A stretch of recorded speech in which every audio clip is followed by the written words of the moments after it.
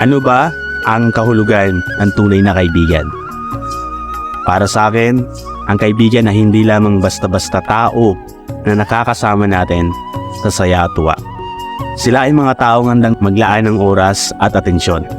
Kahit sa mga panahon na tayo nasa ilalim ng unos, isang tunay na kaibigan ay tapat, mapagkakatiwalaan at laging nandyan upang magbigay ng suporta at lakas ng loob.